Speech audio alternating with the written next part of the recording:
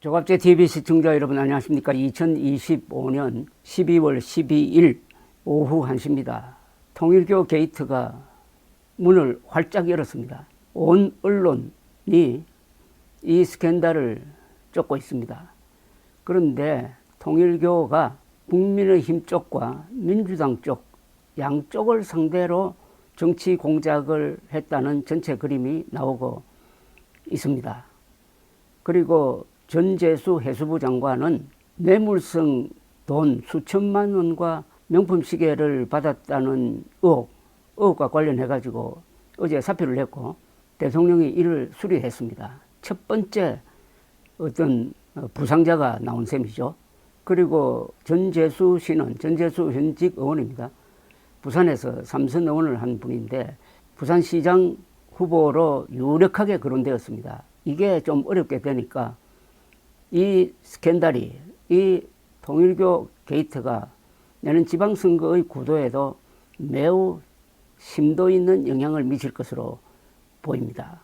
그런 가운데 가장 홀가분한 위치에 있는 사람이 있습니다. 그것은 짐작하시겠지만 한동훈 전 국민의힘 대표입니다. 한동훈 전 국민의힘 대표는 지난 총선에 저음해가지고 통일교 측에서 만나자고, 한학자 그 교주가 만나자고 하는 연락이 왔으나 거절했다고 공개를 하면서 공세를 이어가고 있습니다. 이런 스캔들에는 조금이라도 연루된 사람은 발언권이 없어져 버립니다. 현재로는 한동훈 전 국민의힘 대표는 깨끗한 것으로 보입니다. 그러면은 발언권이 강해지고 공격을 할 수가 있습니다. 연일 공격을 하고 있습니다.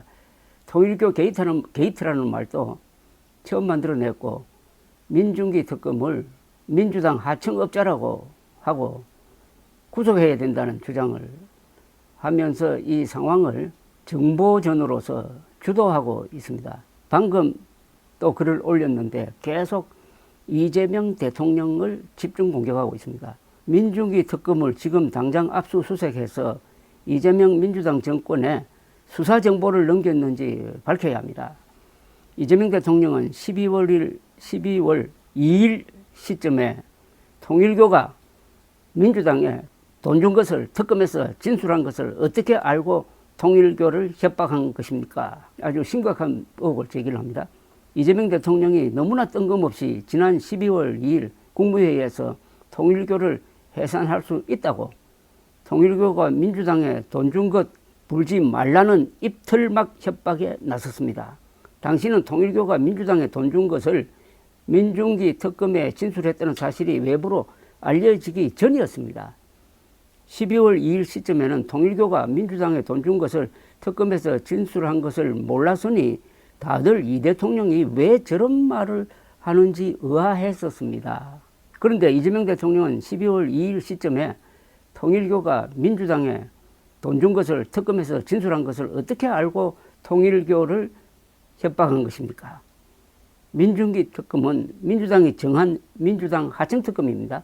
민중기 특검 측이 이재명 민주당 정권 측에 수사 정보를 알려줬는지 즉시 민중기 특검을 압수수색해서 밝혀야 합니다. 물론 이 주장은 아직도 확인된 건 아닙니다. 다만 그런 의심이 있다는 거죠. 왜 갑자기 이재명 대통령이 통일교를 겨냥해서 정당 해산 이야기를 하고 그걸 계속해서 국무회의에서도 법제처장에 대해서 질문하는 식으로 해서 정당 해산론을 왜 확대시켰느냐. 이것과 윤영호 전 통일교 제2인자가 법정에서 최후 진술에서 구체적인 이야기를 하는 것으로 알려져 있었는데 입을 닫고 말았다. 압력을 느낀 것 아니냐 하는 의혹을 한동훈 전 대표가 제기하고 있습니다. 민중기 특검이 민주당 하청 특검이 맞다면 아마도 통일교 측이 특검에 어떤 진술을 했는지 하는 정보가 민주당에 넘어갔을 수도 있습니다. 이것은 어디까지나 개연성입니다. 그 개연성을 지금 파고드는 게 한동훈 전 대표의 전략입니다. 이렇게 지금 통일교 게이트는 흘러가고 있는 가운데 전 언론이 여기에 달라붙으니까 순간순간으로 새로운 기사가 나오는데 아주 흥미로운 측면도 있습니다. 대통령 선거를 하는 사람들이 이런 데까지 신경 쓰는구나 하는 것을 알 수 있게도 합니다. JTBC가 이런 보도를 내어놓았습니다. 2022년 2월 7일 그러니까 대통령 선거 한 달 전입니다. 윤영호 전 본부장과 이현영 통일교 부회장 사이 이루어진 통화에서 이 녹취록이 알려진 모양입니다. 이 전 부회장은 윤 전 본부장에게 대담 준비 상황을 묻는다. 윤 전 본부장이 아직 힐러리 쪽에서 연락이 없다고 하자 이 전 부회장은 스테픈 커리 같은 경우 가볍게라도 하나 연결해 달라고 제안한다. 스테픈 커리는 NBA의 유명한 스타 플레이어입니다. 그러면서 그는 자기들 민주당이 비용되고 하겠다는 생각이거든요. 그 정도 젊은 애들 표를 좀 가져올 수 있는 사람이라고 덧붙입니다. 민주당이 비용 부담까지 전제로 농구 선수인 커리 섭외가 가능한지를 먼저 제안한 게 아니냐는 풀이가 나온다고 JTBC가 해설을 했습니다. 이에 대해 윤 전 본부장은 커리가 더 비싸다. 걔 80만 불이라고 말하면서 보통이 아니다. 농구 대스타여서 오히려 힐러리가 더 저렴하다는 취지로 이야기를 합니다. 그러면서 그는 한 번 더 그거는 고민해가지고 일단 민주당 쪽 11~12명 지금 어프로치 해놓았다. 13일 끝나고 또 시간 있으니까 힐러리는 2개 정도 날짜 이야기해서 정해준다는 것 같아서 다시 말하겠다고 합니다.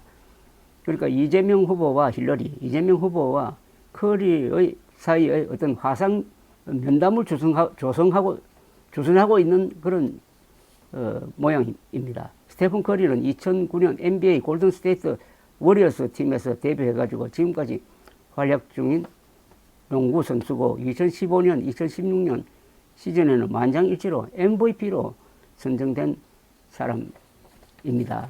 통일교는 2022년 3월 9일 대선 전에 양쪽으로 윤석열 쪽과 이재명 쪽으로 선을 만들어 가지고 어느 쪽도 치우치지 않는 스탠스를 밟고 있다가 투표 직전에 가면은 윤석열 지지로 돕니다. 여기에 대해서는 한학자 교주가 그 방향으로 결정했다라는 이야기가 나옵니다. 이런 가운데서 지금 통일교 게이트가 어떤 식으로 흘러가느냐 하는 중요한 포인트는 이게 특검을 만들 거냐 안 만들 거냐 하는 겁니다. 특검을 만들어야 제대로 된 수사가 가능하지 경찰이나 검찰에 맡기면 정권의 영향을 받아서 제대로 할 수 없다. 특검을 만들더라도 야당이 특검을 추진해야 된다. 개혁신당이 추진하겠다. 국민의힘도 민주당도 문제가 있다. 이런 주장을 지금 하고 있는 상황입니다. 일단 상황의 주도권을 한동훈, 별 약점이 없는 한동훈 전 대표가 잡아가지고 하나의 정광석화와 같은 언론전을 통해서 정확한 정보를 신속하게 확산시키는 방법으로 이 상황을 주도하고 있습니다. 감사합니다.